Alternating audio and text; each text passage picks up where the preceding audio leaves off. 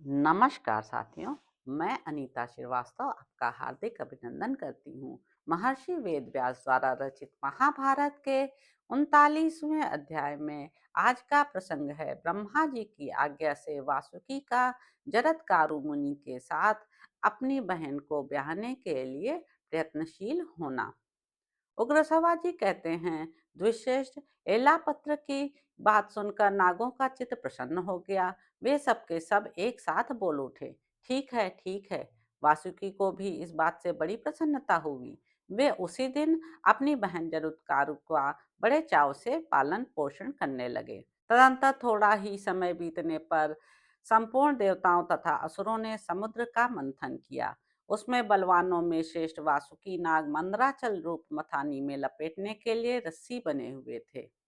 समुद्र मंथन का कार्य पूरा करके देवता वासुकी नाग के साथ पितामह ब्रह्मा जी के पास गए और उनसे बोले, भगवान, ये वासुकी माता के शाप से भयभीत हो बहुत संतप्त होते रहते हैं।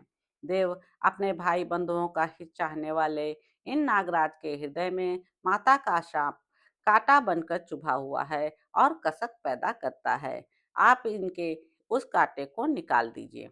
देवेश्वर, नागराज वासुकी हमारे हितैषी हैं और सदा हम लोगों के प्रिय कार्य में लगे रहते हैं। अतः आप इन पर कृपा करें और इनके मन में जो चिंता की आग जल रही है उसे बुझा दें।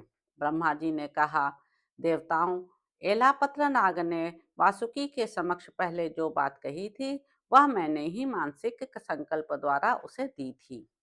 ये नागराज समय आने पर स्वयं तदनुसार ही कार्य करें। जन्मेजय के यज्ञ में पापी सर्प ही नष्ट होंगे, किंतु जो धर्मात्मा हैं वे नहीं। अब जरत्कारु ब्राह्मण उत्पन्न होकर उग्र तपस्या में लगे हैं। अवसर देखकर ये वासुकी अपनी बहन जरत्कारु को उन महर्षि की सेवा में समर्पित कर दें।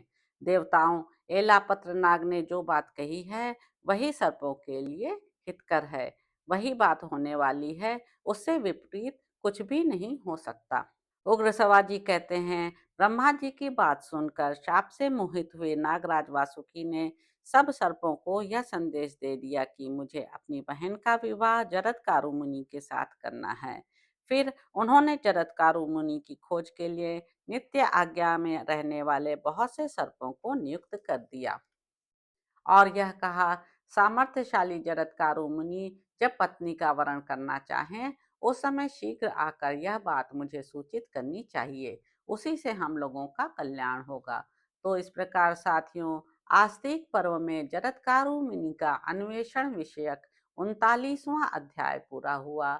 इसके अगले अंक में आप जानेंगे कि जरत्कारु की तपस्या, राजा परीक्षित का उपाख्यान तथा राजा द्वारा मुनि के कंधे पर मृतक सांप रखने के कारण दुखी हुए कृषिका श्रृंगी को उत्तेजित करना।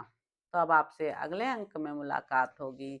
मेरे यूट्यूब चैनल संवाद विद अनीता को लाइक करें, शेयर करें, सब्सक्राइब करें। धन्यवाद साथियों।